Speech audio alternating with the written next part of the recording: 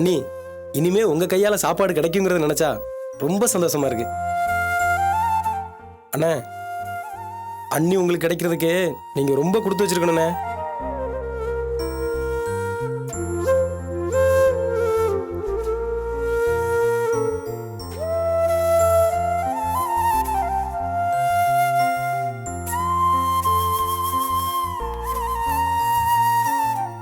ரொம்ப நன்றி அர்ச்சனா. எதுக்கு? இல்லை, சிரமம் பக்கம் எனக்காக சாப்பாடு கொண்டு வந்து உன் கையாலே பரிமாறினியே, அதுக்கு தான். இதெல்லாம் நான் உன் மேல இருக்கிற ஆசையிலையோ இல்ல அக்கறையிலையோ புருஷன் பொண்டாட்டிக்கு செய்யற கடமையை நினைச்சு நான் இதை நான் உனக்கு செய்யல. உங்க அம்மா சாப்பாடு எடுத்துட்டு போய் கொடுக்க சொன்னாங்க. அவங்க கிட்ட முடியாதுன்னு சொன்னா நமக்குள்ள இருக்கிற பிரச்சனை அவங்களுக்கு தெரிஞ்சிடும். அவங்களுக்கு தெரிய வேணான்னு தான் நான் இப்ப சாப்பாடு எடுத்துட்டு வந்தேன். இதை தவிர வேற எந்த காரணமும் இல்ல. வீணா மனசுல தேவையில்லாத கற்பனையை வளர்த்துக்காத.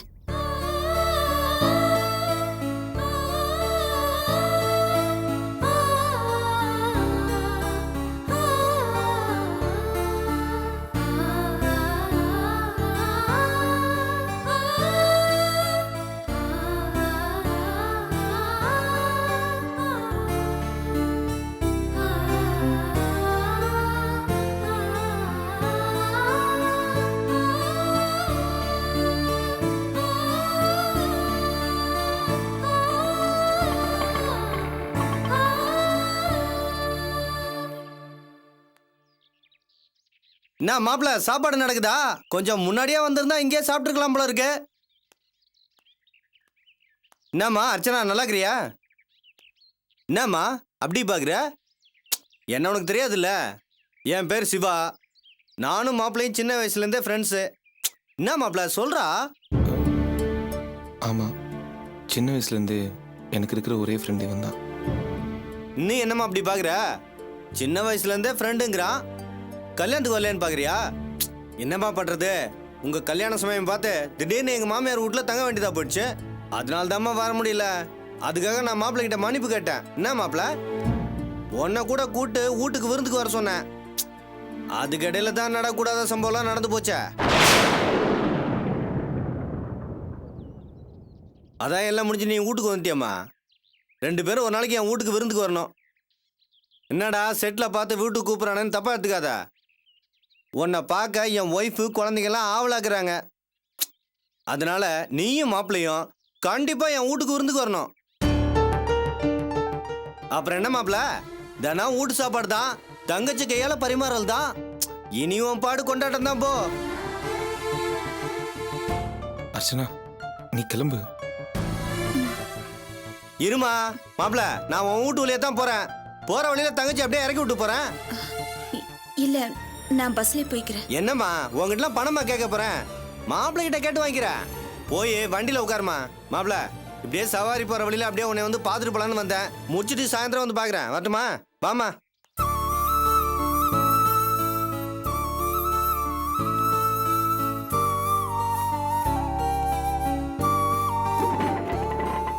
உட்காருமா. மாப்பிள்ள வரேன் மாப்பிள்ள.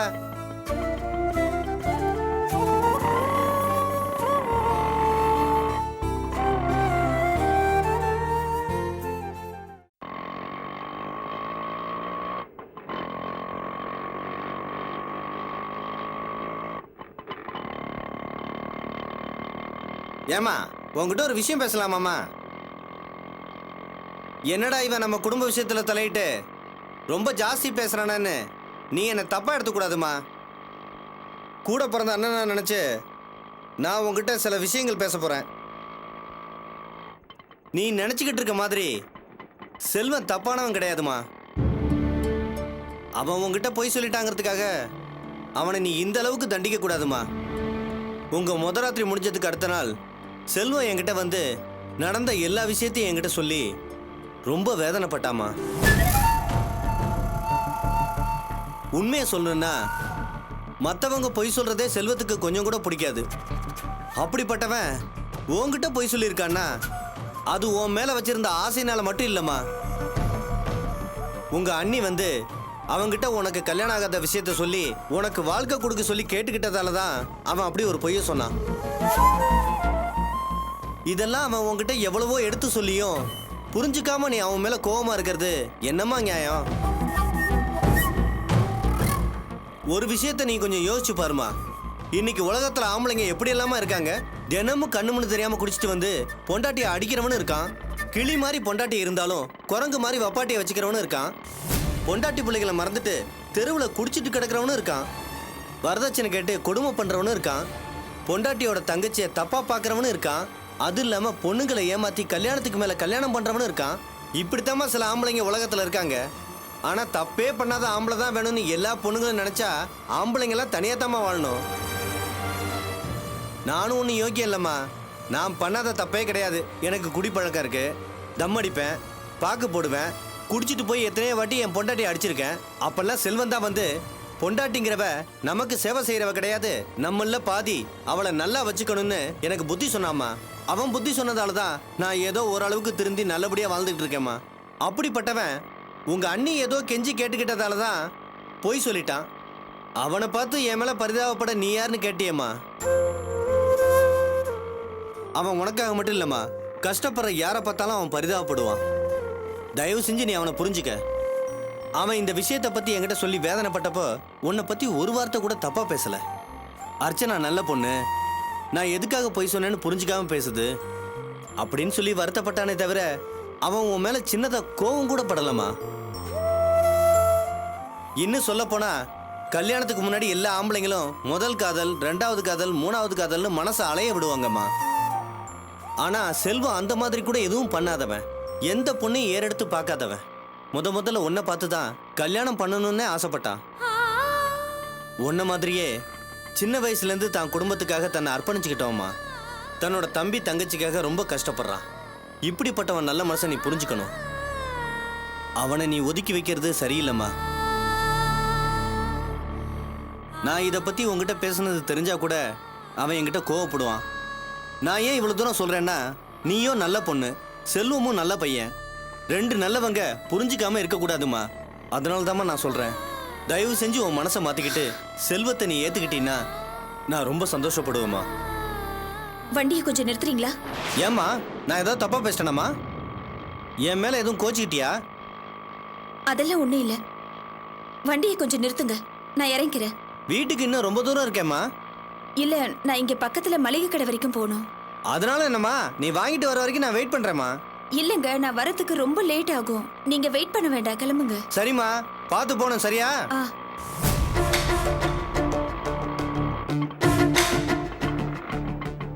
போயிட்டு வாம்மா, பார்த்து போம்மா.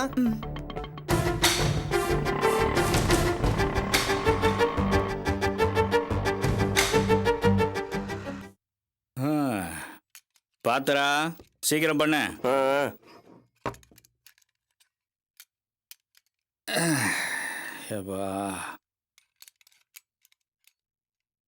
ஏண்டா, இந்த காலத்துல வேலை கிடைக்கிறதே குதிரை கொம்பா இருக்கு. நீ என்னடானா எவ்வளையோ காப்பாத்துறேன்னு போய் கேனையும் வண்டியையும் திருடு கொடுத்துட்டு வேலையையும் பறி கொடுத்துட்டு வந்து நிக்கிற. எது எப்படி போனா உனக்கென்ன? நீ பாட்டுக்கு உன் வேலையை பார்த்துட்டு வர வேண்டியதானே. ஏமா திரும்ப திரும்ப அதே எத்தனை தடவை சொல்லிக்கிட்டு இருப்ப? ஏதோ கலெக்டர் வேலை போன மாதிரி கவலைப்பட்டு இருக்க. அந்த வேலை போனா இன்னொரு வேலை கிடைக்க போகுது. அந்த பொண்ணோட உயிர் போனா திரும்பி வருமாமா? சும்மா புரியாம பேசிக்கிட்டு இருக்க. நானாடா புரிஞ்சுக்காம பேசுறேன்?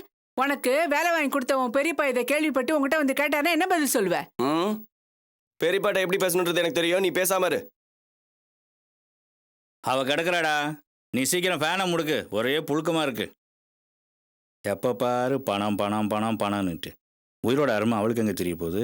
யோ, எனக்கு ஏதாவது ஒண்ணுத்தோட அருமையாவது தெரியுது இல்ல? உனக்கு வேலைக்கு போகவும் தெரியாது, 4 காசு சம்பாதிக்கவும் தெரியாது. நீ பணத்தை பத்தி பேசுறியா? ஏய், என்னடி பேசுற? யாரு வேலைக்கு போகலங்கிற?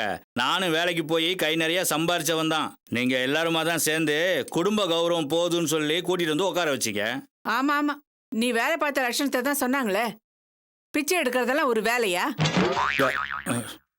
அந்த கஷ்டம் எனக்கு இல்ல தெரியும். இத பாரியா, பேசாம வாயை மூடிட்டு உட்காரு.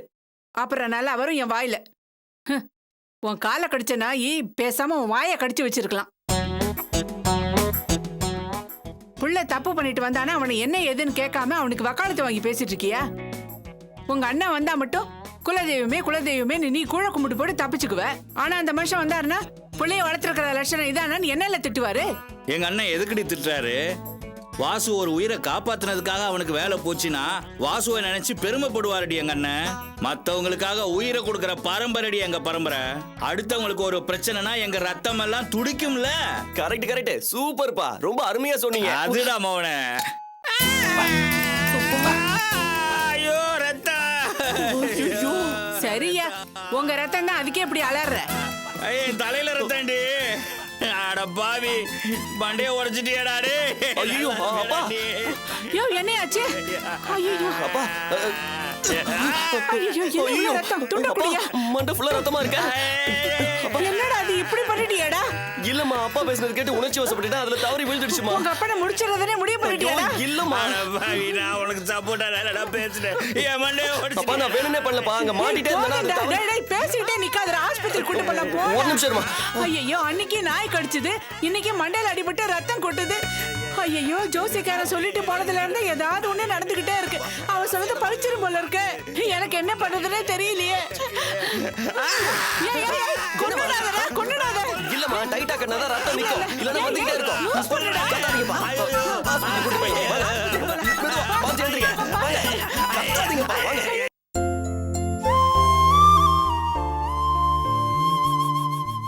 ஜாக்கிரதையா இருங்கம்மா, போயிட்டு வந்துடுறோம். தேவையானதெல்லாம் எடுத்து எடுத்து வச்சிட்டீங்களா? வச்சிட்டேன்ப்பா. சிவகாமி, உனக்கு வேண்டிய மருந்து மாத்திரை எல்லாம் எடுத்து வச்சுக்கிட்டியா? எல்லாத்தையும் மறக்காம எடுத்து வச்சிட்டாங்க. அப்பா ட்ரெயின் டிக்கெட்டு? எடுத்துக்கிட்டேன்ப்பா. அம்மா, ஆ? மாமா பத்திரிக்கை வைக்கும்போது குடும்பத்தோட கிளம்பி வரணும்னு சொன்னாங்க. மதுரைக்கு போயிட்டு வரணும்னா எப்படியும் 2-3 நாள் ஆகுமா? புதுசா வந்திருக்கிற மேனேஜர் ரொம்ப ஸ்ட்ரிக்ட், லீவ் எல்லாம் கொடுக்க மாட்டாரு. நீதான் மாமாட்ட எடுத்து அதெல்லாம் சொல்லணும். பரவாயில்லப்பா, அதான் நம்ம குடும்பத்துல நானும் அப்பாவும் போறோம்ல, அப்புறம் என்ன? சரிம்மா, மாமா வீட்டு கல்யாணம், போனோமா வந்தோமான்னு இருக்காதீங்க. கல்யாணத்தை முடிச்சிட்டு நம்ம சொந்தக்காரங்க வீட்டுக்கெல்லாம் போய் சந்தோஷமா இருந்துட்டு வாங்க. ஏன் சொல்றேன்னா, நீங்க 2 பேரும் சேர்ந்து வெளியில போறதே அபூர்வம். அதாம்மா. சரிப்பா, அப்படியே பண்றோம். அப்புறம் நீங்க உங்க வேலையை மட்டும் பாத்துட்டு இருக்காம அன்னைக்கு கூட மாட ஒத்தாசையா இருங்க, புரிஞ்சுதா? பத்திரமா போயிட்டு வாங்க. ஜாக்கிரதை. ரம்யா குட்டி, இத பாருங்க, ஒருத்தி கூட்டி துடைக்கிற வேலையெல்லாம் பாரு, ஒருத்தி துணி துவைக்கிறது பாத்திரம் தேய்க்கிறதெல்லாம் பாத்துக்க. ஜாக்கிரதமா. சிவகாமி, ஆ? அவங்க என்ன சின்ன குழந்தைங்களா? ஒன்னொன்னா சொல்லிக்கிட்டு இருக்க. அவங்க எல்லாத்தையும் பாத்துக்குவாங்க, புறப்படு. அப்படி இல்லைங்க, சொல்லணும்ல. நீ எதை பத்தியும் கவலைப்படாதமா, நாங்க எல்லாத்தையும் பாத்துக்கிறோம், போயிட்டு வாங்க. சரிம்மா, அம்மா, மாத்திரை மருந்தெல்லாம் கரெக்டா சாப்பிடு. சாப்பிட்றேம்மா. ரம்யா குட்டி, நாங்க வரும்போது பெரிய பொம்மையா வாங்கிட்டு வரோம், என்ன? சரியா? சமத்தா தொல்லை கொடுக்காம இருக்கணும். ஏன்பா வினோத், ஜெயந்தி இன்னும் காணோம், என்னாச்சு? இல்லப்பா, அவ ஆபீஸ்ல ஆடிட்டிங்னு சொன்னா. நீங்க கிளம்புங்க, நான் வந்த உடனே சொல்லிடுறேன். வினோத், நாங்க மதுரைக்கு போற விஷயத்த அர்ச்சனாக்கு ஃபோன் பண்ணி சொல்லிட்டேன். இருந்தாலும் நாங்க வர வரைக்கும் அவளுக்கு அடிக்கடி ஃபோன் பண்ணி விசாரிச்சுக்கலாம். சரிம்மா, நான் ஃபோன் பண்ணி விசாரிச்சுக்கிறேன். என்ன, எல்லாத்தையும் சொல்லிட்டியா? கிளம்பலாமா? கிளம்பலாங்க. இல்லனா ட்ரெயின் கிளம்புங்க. பாப்பா பத்திரமா பாத்துக்கமா. ட்ரெயின் போய்டும். கிளம்புறேன். வரேன்டா கண்ணு. உடம்பு பாத்துக்கோமா. பாத்துங்க. பாய். டாடா சொல்லு பாட்டிக்கு. பாய்.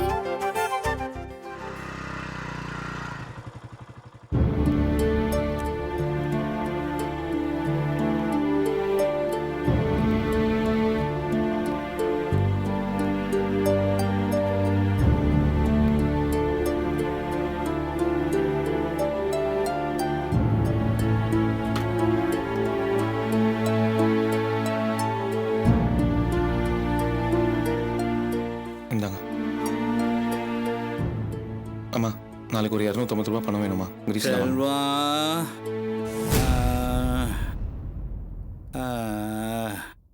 என்னப்பாச்சு, தலையில கட்டு போட்டிருக்கீங்க?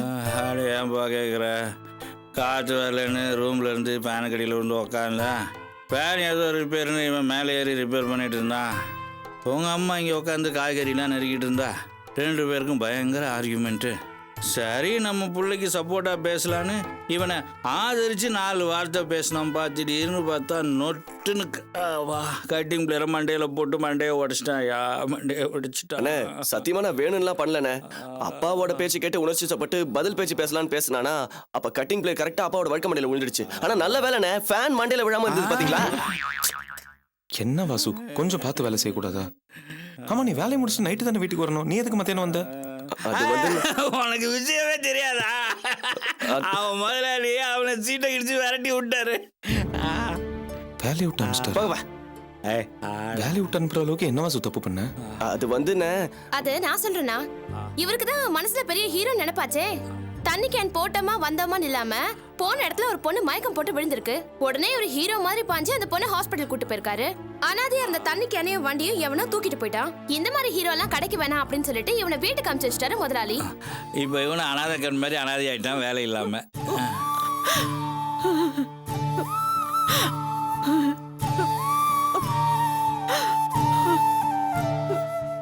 என்ன ஏமா இந்த வேலை போனேன்னம்மா வாசுக்கு இன்னொரு வேலை பார்த்துக்கலாம்.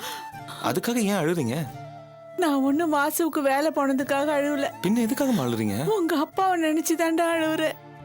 அந்த ஜோசியர் சொன்னதெல்லாம் ஒவ்வொன்றா நடந்துகிட்டு இருக்குப்பா.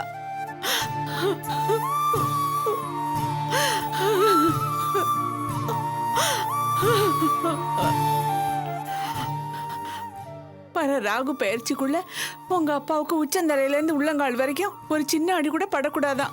அப்படி ஏதாவது பட்டுச்சுன்னா அவர் உசிருக்கே ஆபத்துன்னு அந்த ஜோசியக்காரன் சொன்னான். அவன் சொன்னதுக்கு ஏத்த மாதிரி உங்க அப்பா அடி மேல அடியா பட்டுக்கிட்டு உட்காந்துருக்காரு. அதான் என் மனசுக்கு ரொம்ப பயமா இருக்குடா. பயப்படாதீங்கம்மா, அப்பாவுக்கு எதுவுமே ஆகாது. கவலைப்படாம தைரியமா இருங்க. பயப்படாம இருன்னு சொன்னா எப்படி? முதல்ல காலில் கடிபட்டுக்கிட்டாரு, இப்ப தலையில அடிபட்டு இருக்காரு. ஒன்னும் ஆகாதுன்னா எப்படி? இல்லம்மா, இப்ப கூட சொல்றேன், தைரியமா இருங்க. அப்பாவுக்கு எதுவுமே ஆகாது.